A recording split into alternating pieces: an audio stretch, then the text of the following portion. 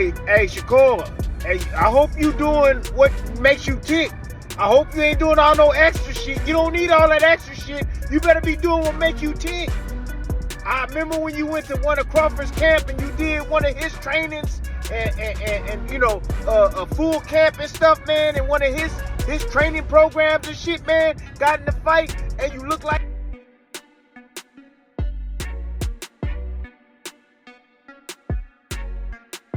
Timothy Bradley has issued a serious warning for Shakur Stevenson.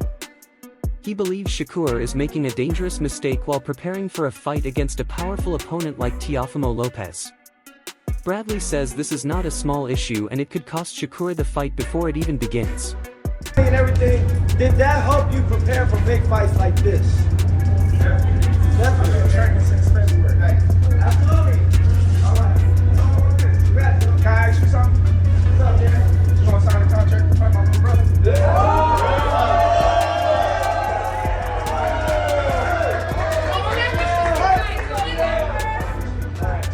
There we go. Yes. I would fight him right now, but they want to fight from January, February. Hey, beat up right now. Go sign the contract. Know that. Stop the contract. Know that. You ain't on there, nigga. Know that. You ain't on there, nigga. Right now, nigga. What caught Bradley's attention had nothing to do with Shakur's skills in the ring. It was something happening before training started. He noticed Shakur reusing old hand wraps instead of using fresh professional wraps for each session. Man, what you doing with them wraps, man? Stop being cheap. Stop being cheap, man. I see you cutting off them damn wraps and then just taping them back on, man. That's how you messing up your damn hands. You messing up your hands because it ain't tight. The shit ain't tight. You can't get it tight. You putting a glove on. In boxing, this is a major problem. Old wraps lose their strength and support. They no longer protect the small bones in the hands properly. Bradley said there is no excuse for this at such a high level, especially when money is not an issue. That shit ain't tight. You should be getting your hands wrapped by a master, professional hand wrapper every single day, bruh. You getting paid gravy. You getting paid gravy, dude. If you can't fly a dude out, that's great with the damn hand wraps, man. That's what you need. If you got hand problems, bruh, and you need to keep your hands healthy, you need to hire somebody, man. All that damn money you making, bruh, hire somebody. Shit, tape it on some old ass wraps. What's going on? Come on. What we in elementary school? Come on, dog. Them hands need to be wrapped.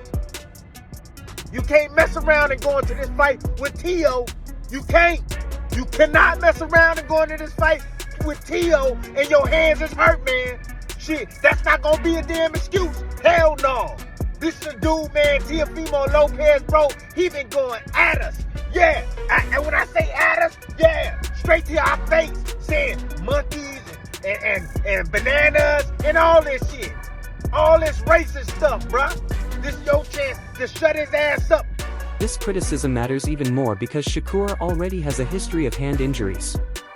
This is a known medical issue, not speculation. Shakur has admitted his hands limit how often he can fight and require constant care. Sports Illustrated even noted that his hands are the biggest threat to his title reign, not his opponents. Yeah, shit, but this ain't gonna be no easy task. This dude here coming to bag up every single word he said. Every word he said.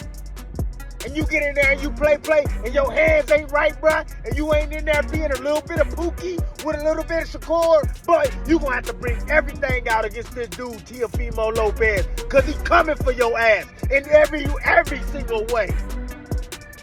Every damn way, Shakur, I'm telling you. He gonna box your ass a little bit, he gonna pressure you, he gonna change speeds on your ass. I'm telling you, man, this dude is coming for your ass. You better be ready, but you don't need to be doing all that extra shit if it's gonna weaken you, if you ain't gonna be at your full potential, man. For real. You don't need to be doing all this extra shit. And get a hand wrap, dude. Knowing his hands are fragile makes reusing wraps even more risky. One wrong punch could cause another injury and possibly affect his career long term. This is a gamble that makes no sense. You know, people think the fight with Teo is either going to be you delivering a masterclass Or a knockout by Teo? Yeah, are you getting into some type of brawl with Teo and end up getting knocked out, right? What are fans getting wrong about the matchup? I think the fans is getting wrong about the matchup is where I'm not sleeping on that I know about Teo. Teo's a good boxer. Mm-hmm. He's boxer first. So we can say, oh, he's just going to knock you out. He's just going to... That's not him. He's boxing first. He's going to want to establish distance and range on the outside and try to beat me up on the outside. So I think that's the main thing. And also the biggest thing that everybody don't realize with me, I can punch. Everybody say, oh, he can't punch, and then boom, crack somebody, and then they laying down, or something may happen to where they hurt or something like that. So I think that's two big things where they don't understand it. Bradley also pointed out another pattern in Shakur preparation.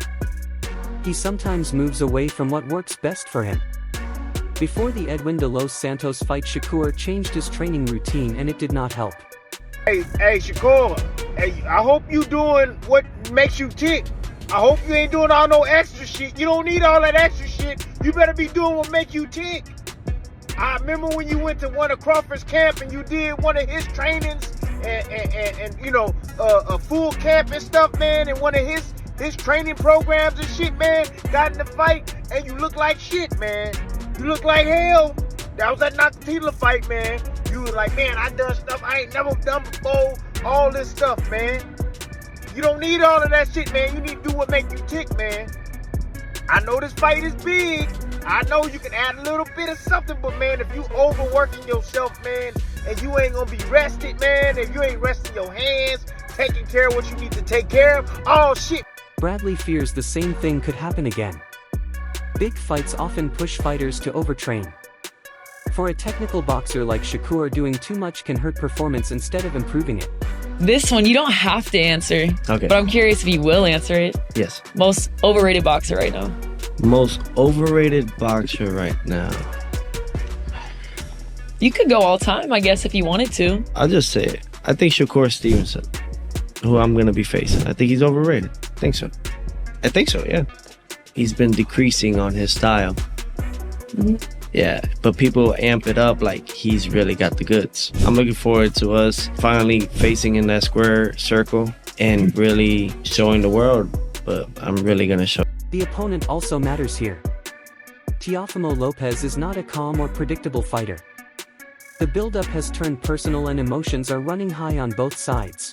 I think it's really that time for him to really take his first loss and, you know, me whoop his ass to the point where either he quits on the stool or I knock him out. How I see this fight being played out is with me pretty much setting that momentum for the people out there as well. You know, not really trying to force for it. However, I can't be too technical with Shakur. You gotta make it a little ugly.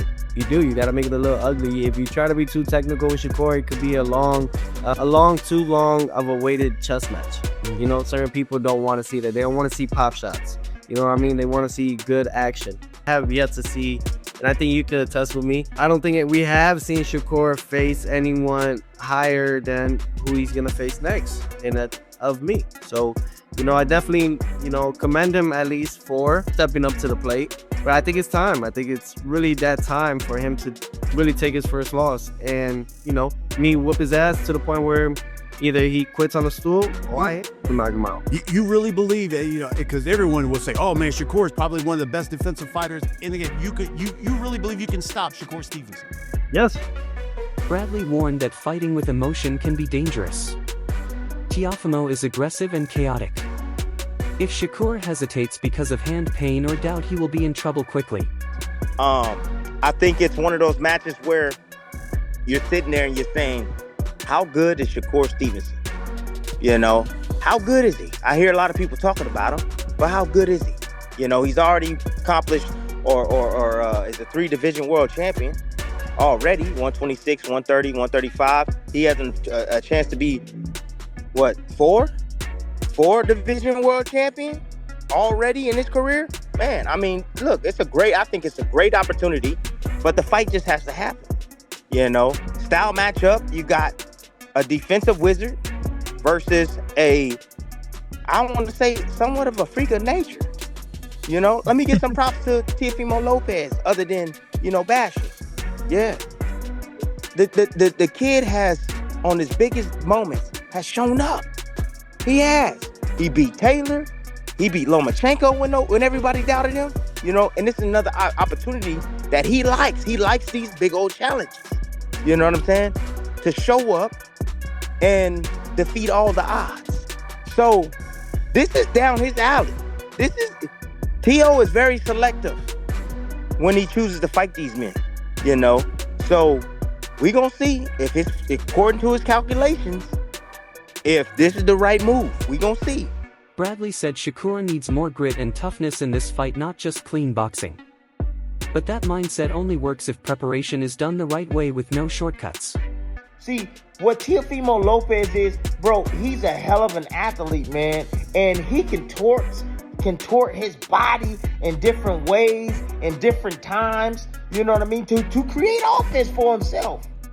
Seriously, I'm sitting there watching him against Sandor Martin, and I'm watching this guy, you know, figuring it out. You know, yeah, distance definitely, when a guy was able to maintain distance, yes, it becomes challenging for Tio. It does. But the thing is with Tio is he's a risk taker. All right. And the thing that I know about Shakur Stevenson is that Shakur has to be on balance. Shakur has to feel safe because he's a defensive first type of fighter. And Shakur won't deploy any offense unless he truly feels he's going to land.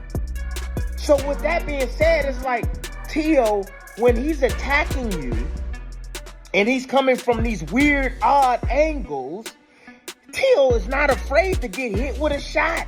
He's not afraid of that, right?